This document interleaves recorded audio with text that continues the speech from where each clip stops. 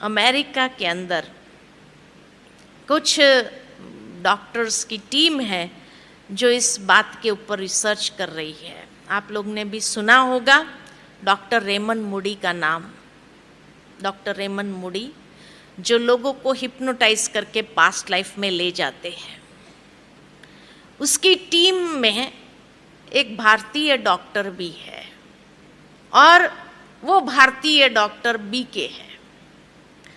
और उनकी टीम में ये डॉक्टर्स इसीलिए अलग अलग भाषाओं वाले उसने रखे हैं ताकि जब पास्ट लाइफ में ले जाते हैं और कई बार वो उस भाषा में बोलने लगते हैं तो क्या बोल रहे हैं पता नहीं चलता है।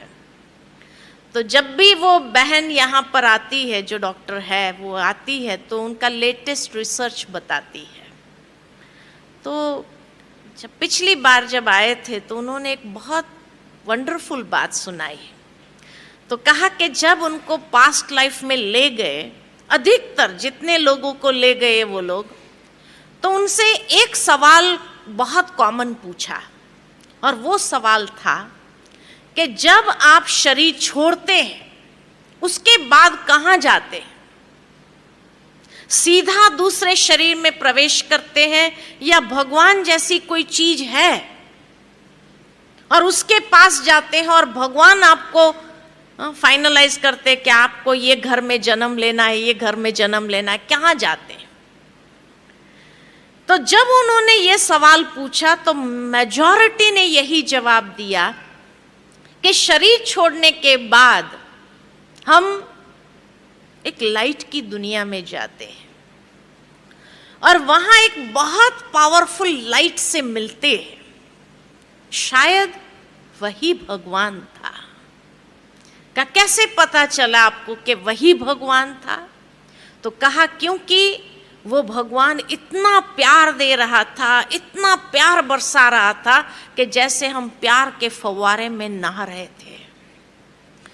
इतना प्यार भगवान के सिवाय कोई नहीं कर सकता है, इसीलिए वही भगवान था। बहुत डिवाइन लाइट थी, बहुत पावरफुल लाइट थी। क्या उसके बाद क्या उसने फाइनलाइज किया कि आपको कहाँ जाके जन्म लेना? का नहीं, भगवान फाइनलाइज नहीं करता है। का जब हम उस फवारे में नहा रहे होते हैं, प्यार ही प्यार जैसे बरसा रहे हैं भगवान, तो उस प्यार में जैसे हमारा शुद्धिकरण हो रहा होता है, हम बहुत क्लीन हो जाते, शुद्ध हो जाते हैं। और ऐसे शुद्ध जब हो जाते हैं, बहुत लाइट फील करते हैं, उसके बाद हमारे सामने हमारी जीवन यात्रा की एक फिल्म की तरह पूरी जीवन यात्रा हमारे सामने से गुजरती है। और इतनी शुद्ध अवस्था में होने के कारण, क्योंकि परमात्मा प्यार में जैसे हम इतने शुद्ध हो गए, तो जब वो फिल्म चलती है हमारे जीवन यात्रा की, तो एक एक कर्म को देख करके हमें लगता है ये कर्म मैंने किया, इतने बुरे कर्म किए, इतने लोगों को मैंने चीट किया, उतने लोगों के साथ मैंने ऐसा व्यवहार किया। तो एक एक कर्म मेरे सामने जब आता है तो हमें अपने ही कर्मों को देख करके बड़ी शर्मिंदगी महसूस होती है। तो कहा उसके बाद क्या भगवान सजा देता है? कहा नहीं, भगवान सजा नहीं देता, भगवान प्यार ही देता है। तो उसके बाद क्या होता है? तो कहा उसके बाद हमें ये फील होता है कि जो बुरे कर्म मैंने किए, जिसके साथ मैंने बुरे कर्म किए, चीट किया या किसी को भी धोखा दिया या जो भी मैंने बुरा व्यवहार किया, उन सब के साथ का हिसाब किताब मुझे चुकता कर देना है। और इसलिए हम वहां से वापस आते हैं और वापस आने पर हम खुद डिसाइड करते हैं कि मुझे कहाँ जन्म लेना चाहिए, ताकि उन आत्माओं के साथ मैं जल्दी से जल्दी हिसाब चुकता कर दूं। तो हम डिसाइड करते किस घर में हमें जन्म लेना है। उसके बाद हम ये डिसाइड करते हैं कि ये कर्म का फल हम कैसे चुकाएंगे, इसके लिए होनी को फाइनल करते हैं। डेस्टिनी को फाइनल करते हैं कि ये डेस्टिनी होगी और ये कर्म का हिसाब हम ऐसे चुकतू करेंगे। तो सारी जो डेस्टिन्ड बातें हैं उसको हम फाइनलाइज करते हैं। इसलिए कहावत है, होनी को कोई टाल नहीं सकता है, क्योंकि वो होनी हमने ही फाइनलाइज की होती है। उसके बाद उन्होंने कहा, बहुत सटल बातें उन्होंने सुनाई और कहा उसके बाद जब होनी फाइनल हो जाती है, सारी होनियों को फाइनल कर देते हैं, उसके बाद हम ये भी फाइनलाइज करते हैं कि किस दिन हमारा जन्म होगा।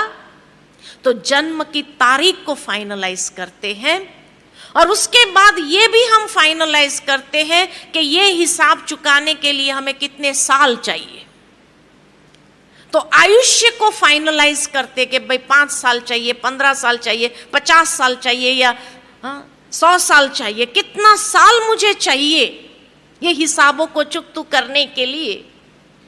तो आयुष्य को फाइनलाइज करते हैं और आयुष्य को फाइनलाइज करने के बाद हम ये भी फाइनलाइज करते हैं कि ये शरीर छोड़ने के लिए कौन सा कारण बनेगा, कौन सी होनी बनेगी। उस मृत्यु का कारण भी हम फाइनलाइज करके फिर उस दिन को भी फाइनलाइज करके हम जन्म लेते हैं या शरीर में प्रवेश करते हैं। इसीलिए कहा जाता है जन्म और मृत्यु की तारीख को कोई बदल नहीं सकता है। दूसरा ये भी कहा जाता है कि जोड़ियां ऊपर से बन के आती है। क्यों ऊपर से बन के आती है? क्योंकि हमने ही फाइनलाइज किया होता है कि कौन सी जोड़ी मुझे चाहिए अपने कर्मों का हिसाब किताब सेटलमेंट करने के लिए। ये हम ही फाइनलाइज करते हैं। का उसके बाद क्या आपको याद रहता है? तो कहा 2 साल तक हमको बहुत अच्छे से याद आता है कि हम किस लिए इस संसार में आए हैं। और उसके बाद जो जो व्यक्ति हमारे सामने आते हैं, हम उसी समय उनको जिसको दुख दिया होता है उनके सामने मुस्कुरा करके उनको सुख देने का प्रयत्न करते हैं। लेकिन जैसे ही हमारी वाचा खुलती है, हमारा मोह क्रिएट होता है परिवार के सदस्यों के साथ, वाचा खुलने के बाद विस्मृति हो जाती है कि हम किस लिए आए। और इसलिए जब होनी होती है, वो होनी को भूल जाते हैं कि ये हमने ही फाइनलाइज किया है। तब ये सवाल आता है कि मेरे साथ ही ऐसा क्यों होता है? भगवान मेरे साथ ऐसा क्यों? भगवान नहीं करता है, हमने खुद ने फाइनलाइज किया है। इतना गुह्य राज स्पष्ट हुआ है।